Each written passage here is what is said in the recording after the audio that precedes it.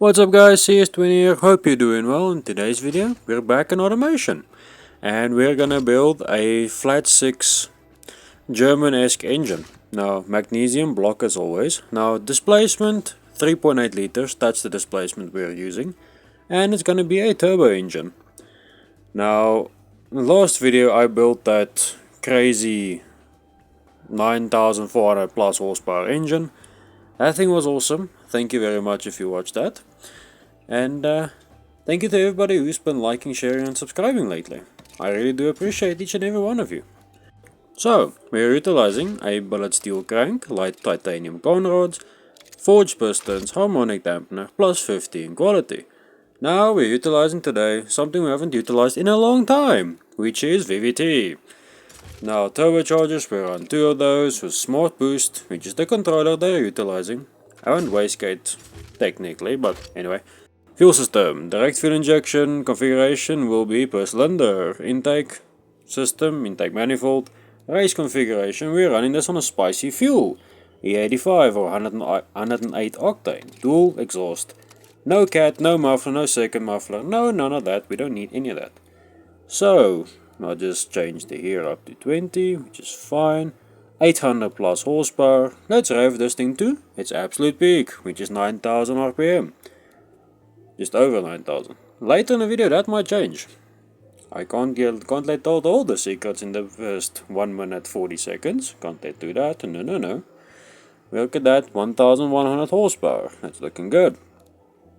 Now let's balance the engine a little more. Add a little mass to that crankshaft so we can idle a little lower. And then we can rev it a little harder when we're done with it. Just look at that, 9200 RPM. That's looking good. Let's move on to turbos. So, compressor, we'll increase that. And let's decrease the turbine side of things, just a little more.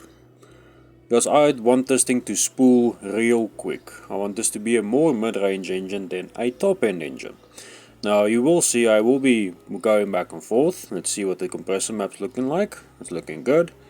I like the way the compressor is right in its green zone or its efficiency curve. It's right there. Now we will be changing that as we go on, of course. So looking at the things what's wrong, so let's increase that manifold size. That increase the runner length, the plenum size, stuff like that. So it can breathe a little better, make more power, be more efficient. Because at the end of the day, if we can't make stupid power, we're going for stupid efficiency. Because efficiency is what gets you there. Power is only the first course. Efficiency is what gets you there. Let's increase the boost just a little bit. As we do. More boost, more better. Now I am gonna shrink the compressor side of things just a little bit because I want it to spool right around 2900 RPM to 3000 RPM. That's typically where I like it to be, because when you're in your rev range, depending on the gearing, car weight, all of that, you typically want a faster spooling turbo when you're on a racetrack and you're going through a corner. Because when you exit the corner, you're still, depending on how you drive, your RPM might be still around like 5.5, 7000 RPM. Basically that range. That's typically where you want this thing to live. Now let's increase the little bit of fueling, see what it does. Let's increase that timing to advance of the curve between advance and retard. It has to be a little more advanced, depending on how you run your engines. I typically run my engines full retard. Now I'm gonna paint this. This is the first thing we're changing today. We're gonna paint it first and then we'll see what she sounds like. Now today we're gonna be running carbon on everything. Carbon, if it can and will get carbon, it will. I know I said will like 5 times, but yeah, anyway, don't care. Let's see. Oh, we have to just select that. Aluminum, not really good. Carbon fiber, and here's the color we're running. Red carbon fiber again. We've done an engine red carbon, we're doing one again. Because I like when carbon fiber has a little bit of color in it, it looks awesome. Let's see, where's that timing cover? Now that I found it, we can paint it. So carbon, red, of course, as we do. Now that is looking good. The sump we are gonna paint it black, just so when we have a oil leak eventually, you won't see it that easy. Now, headers, because they're so close to that wonderful piece of carbon on that valve cover, we will be making that wrinkle red, because wrinkle red, in my opinion, sustains heat a lot better. Now that's looking good. That's looking awesome. That red. So, next thing, we're gonna see what she sounds like.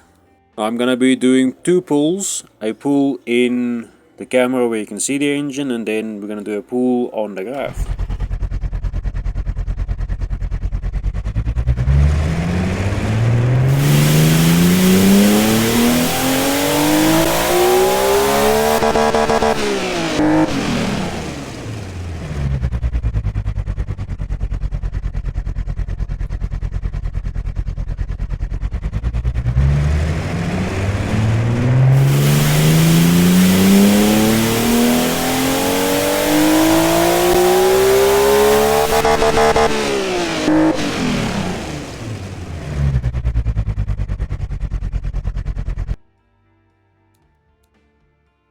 There we have it. Thank you so much for watching. Hope you have a great day. See you in the next one, guys. Bye.